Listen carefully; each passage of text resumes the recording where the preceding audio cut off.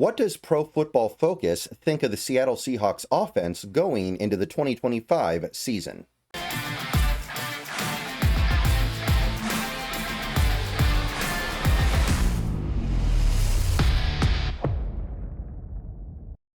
All right, everybody, good morning. Happy Monday. Hope you guys are doing well.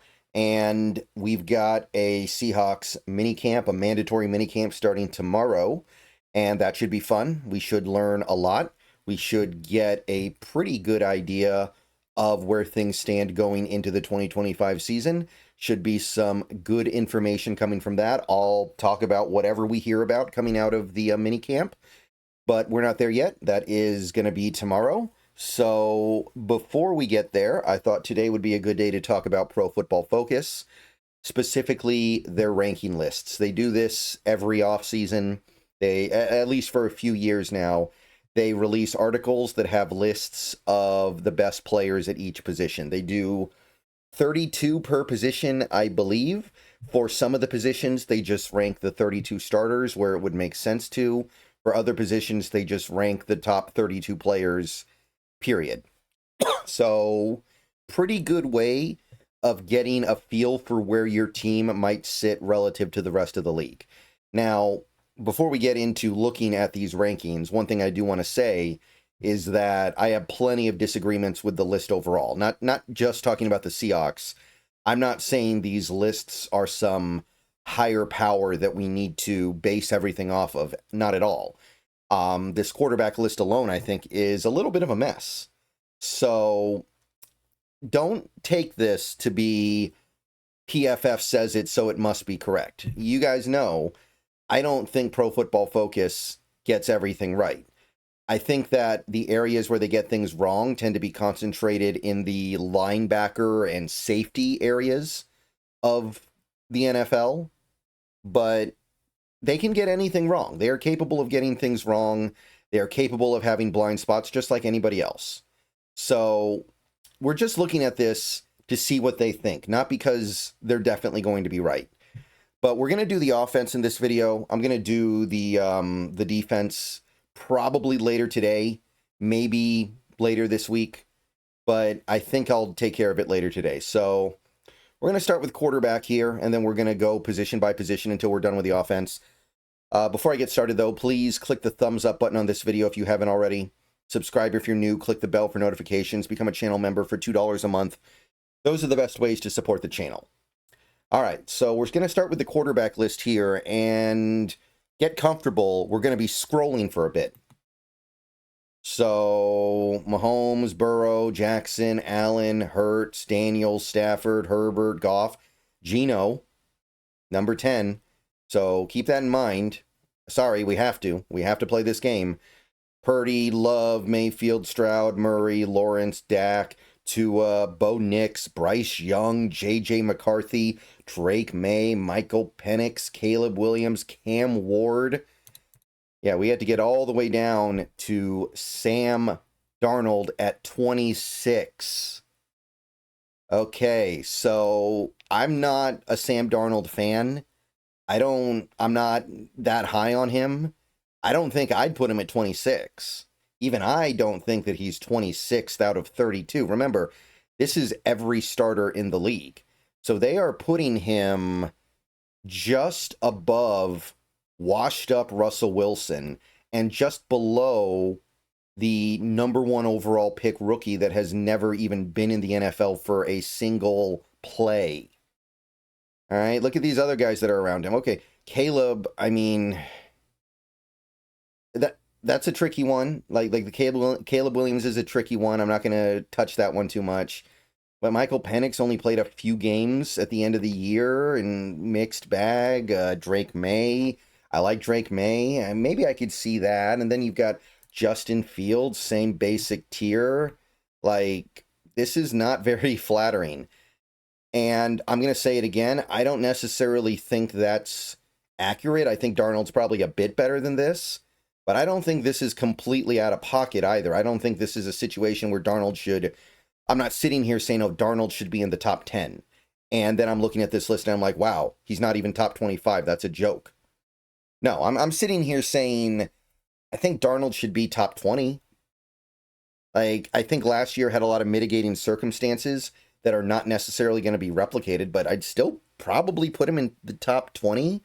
I don't think I'd put him in the top 16. I don't think he's a above average quarterback. I think that he's probably a slightly below average quarterback, but this implies that he's just bad. If you're putting him with guys like Russell Wilson and Justin Fields and a little bit ahead of a guy like a Joe Flacco and a tier above Anthony Richardson, and by the way, one thing worth noting, this article was written before the Steelers signed Aaron Rodgers.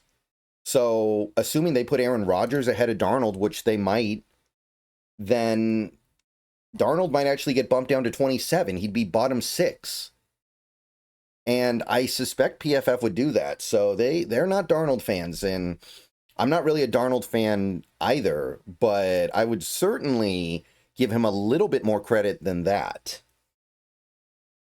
Okay, so running back now, top 32 running backs in the league.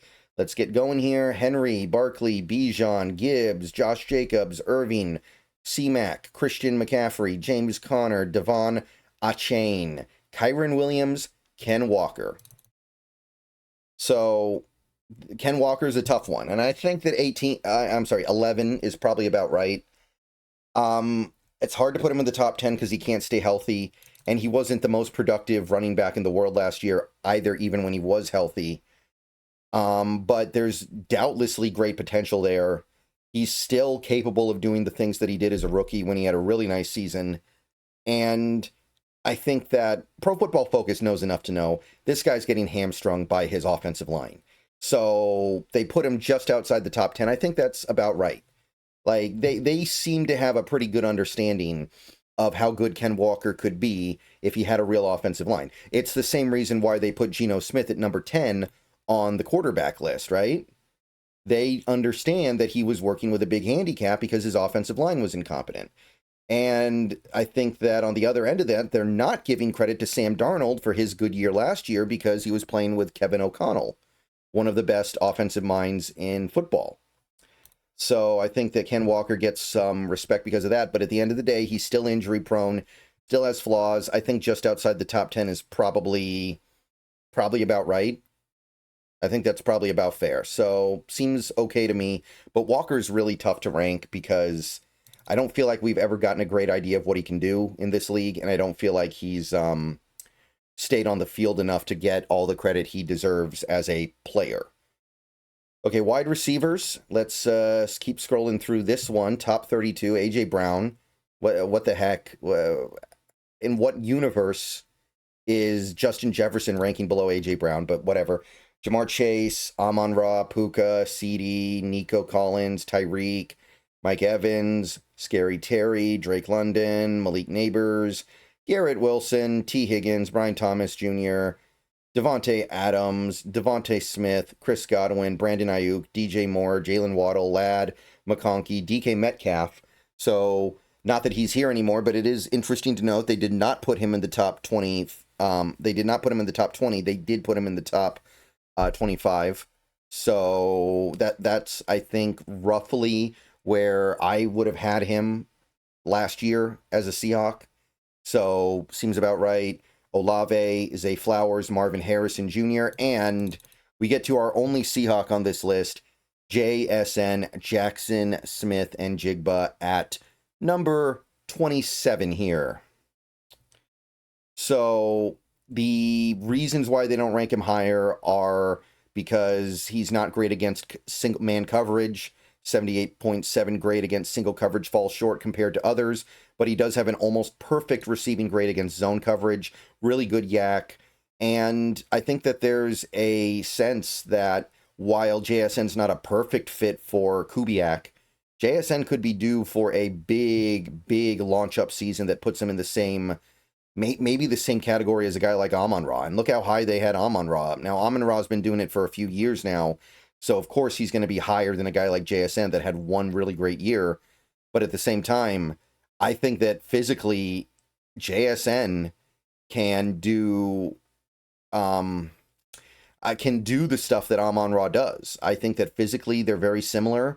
I think they can play very similar types of football. And while I think this is a little bit low, I think that putting JSN below DK at this point is hard to justify. It's hard to justify. Again, I think they're giving DK Metcalf a big get-out-of-jail-free card because he played with Seattle's offensive line.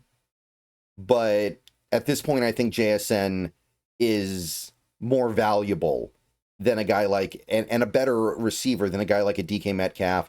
I would take him over a Jalen Waddle or a DJ Moore. I think he should be in the top 20, honestly. And that's it for the receivers. And by the way, just in case anyone was curious, Charbonnet not on the list for running backs, so that's why I went ahead and just skipped forward. No other Seahawks on this list, which I think is correct. Tight ends. I'm just going to go ahead and blow right through this because we're going to be scrolling for a minute here before we get to a Seahawk. And we barely get to a Seahawk. 25. Actually slightly higher on the tight end list than JSN is on the receiver list. But let's also remember they're ranking the tight end. They're ranking basically one tight end per team. Not exactly, but they are basically going one tight end per team because there aren't as many high-profile tight ends in this league. So 25th out of 32 is actually pretty poor. Now, I think that's probably fair. I think Fant might be a little bit better than this. I don't know if I would put him behind Loveland and Warren, two rookies who haven't played a snap. I think that he's probably above them, but pretty much, right? Like, you'd probably put him at like 23.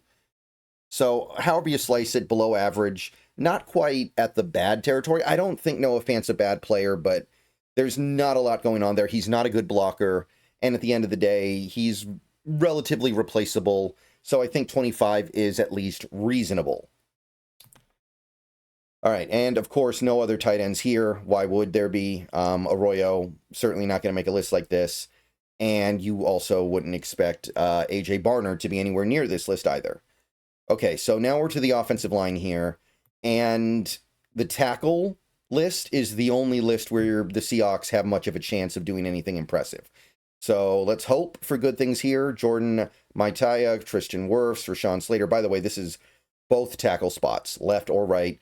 Trent Williams, Lane Johnson, Penny Sewell, Christian Darrisaw, Laramie Tunsil, Zach Tom, Bernard Raymond, Garrett Bowles, Colton Miller, Charles Cross. Okay, number 13, Charles Cross.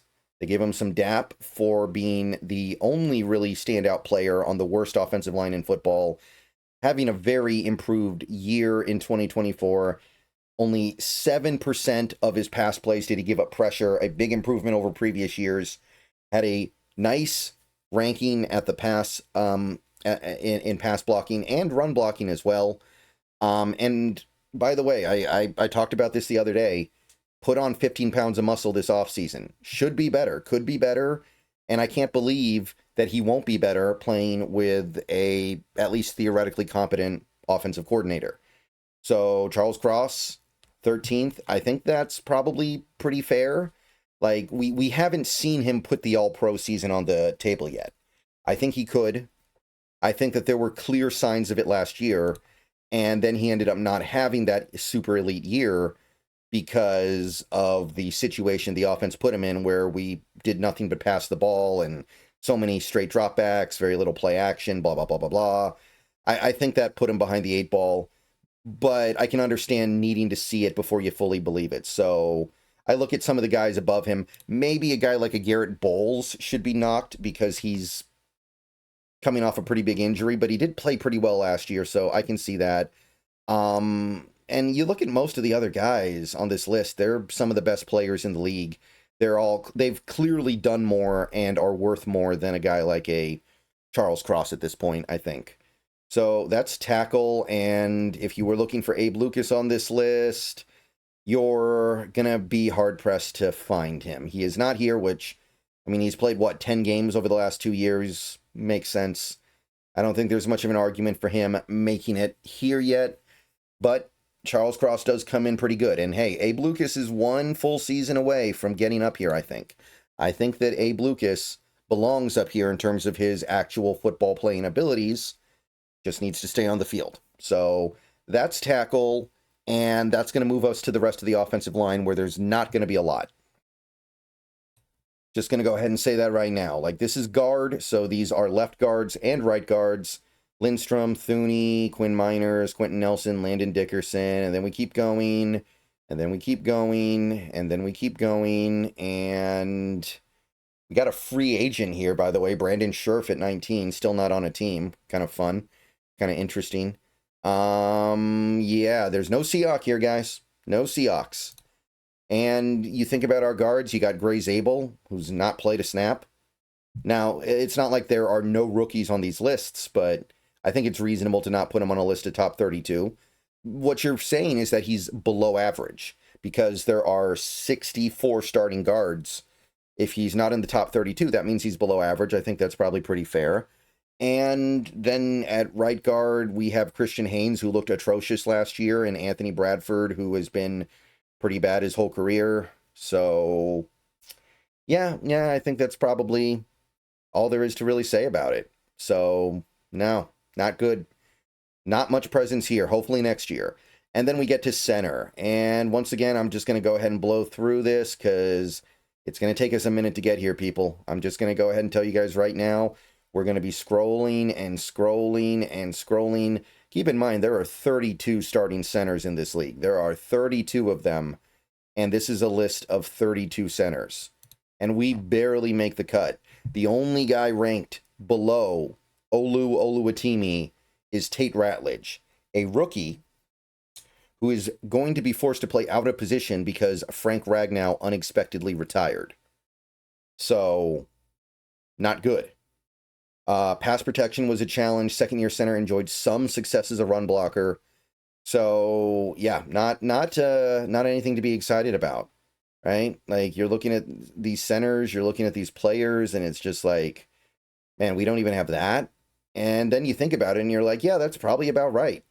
Like, John Michael Schmitz hasn't been very good, but he's got the pedigree. He's got way more pedigree than Oluwatimi.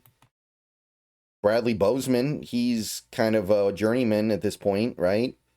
He's just kind of whatever, but he's done more than Oluwatimi. And you start adding it up and adding it up and adding it up in your head, and you're like, yeah, he is right at the bottom. He is maybe literally right now the worst center in football.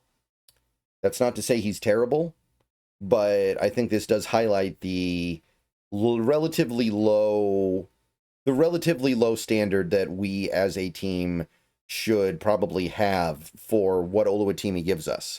There's just not much there. All right, that's it. Let me know what you guys think of the PFF rankings of each position on offense. See you guys later. Go Hawks. Defense should be coming later today.